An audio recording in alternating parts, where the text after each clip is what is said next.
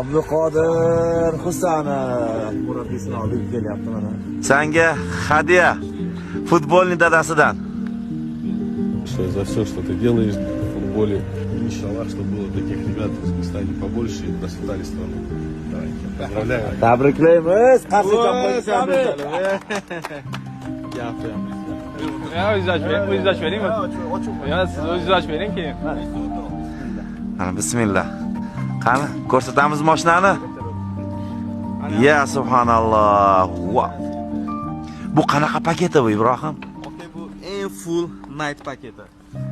Wow. Gelenwagen night paketini hadya qildilar. Qali aka, это гордость, да, такой?